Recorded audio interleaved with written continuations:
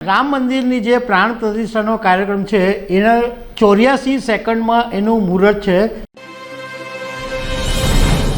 નમસ્કાર દર્શક મિત્રો, અયોધ્યામાં રામ મંદિરના પ્રાણ પ્રતિષ્ઠાના કાર્યક્રમને ભવ્ય બનાવવા માટે તડામાર તૈયારીઓ ચાલી રહી છે અને એવું કહેવાય છે કે 1500 વર્ષ પછી દેશમાં આટલો મોટો કોઈ ભવ્ય કાર્યક્રમ થવા જઈ રહ્યો છે।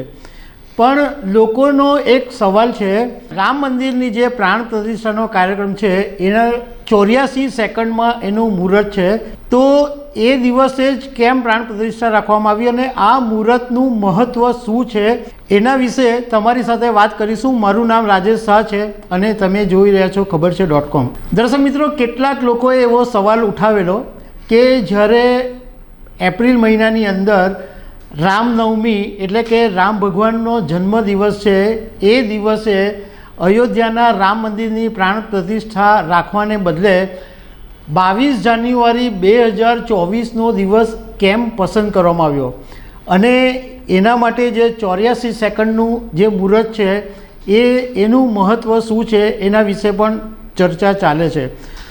તો એક જાણકાર જ્યોતિષે એવી માહિતી આપી છે કે આ દિવસ પસંદ કરવાનું કારણ એટલા માટે છે કે આ જે 22 જાન્યુઆરી 2024નો દિવસ છે એ શુક્લ પક્ષની દ્વાદશીના દિવસે સ્થિર ચડતી અવસ્થામાં શ્રી રામ મંદિરમાં રામલલ્લા બિરાજમાન થવાના છે અને આ જે દિવસ છે એ અભિજીત મુહૂર્તનો દિવસ છે અને એવું માનવામાં આવે છે કે પ્રાણ પ્રતિષ્ઠા પછી મંદિરની સ્થિરતા અકબંધ રહે એના માટે આ દિવસ ખાસો મહત્ત્વનો છે। બીજું, આ જ્યોતિષે એવું કીધું કે રામલલ્લા જ્યારે મંદિરમાં બિરાજમાન થશે ત્યારે ધર્મ અને આધ્યાત્મ માટે જેમને જવાબદાર માનવામાં આવે છે એવા ગુરુ ગ્રહ જે છે એ મેષ રાશિમાં ઉર્ધ્વગામીમાં આવશે, તેમજ કર્મેશ અને લાભેશના સ્વામી શનિ ત્રીજી દ્રષ્ટિએ ગુરુ પર નજર રાખશે, જે ધર્મ અને આધ્યાત્મિક દ્રષ્ટિએ શ્રેષ્ઠ માનવામાં આવે છે।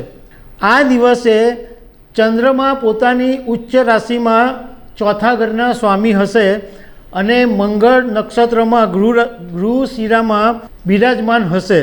આ દિવસે રાહુ, કેતુ અને તમામ ગ્રહો શુભ સ્થિતિમાં રહેશે, એટલે આ દિવસને પસંદ કરવામાં આવ્યો છે અને રામલલ્લાની જે પ્રાણ પ્રતિષ્ઠાનો કાર્યક્રમ છે, રામલલ્લા મંદિરમાં બિરાજમાન થશે એનો જે સમય છે એ 12:29 અને 8 સેકન્ડથી શરૂઆત થશે અને 12:30 અને 32 સેકન્ડ સુધીનું મુહૂર્ત છે।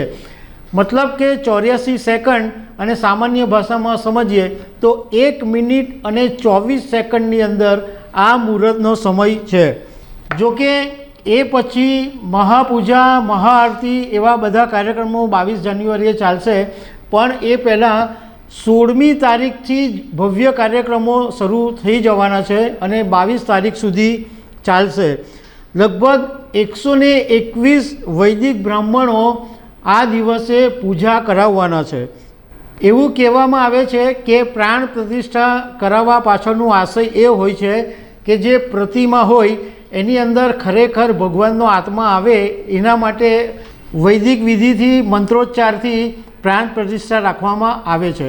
તો દર્શક મિત્રો, આવી અનેક વાતો સાથે અમે તમને મળતા રહીશું। Thank you very much.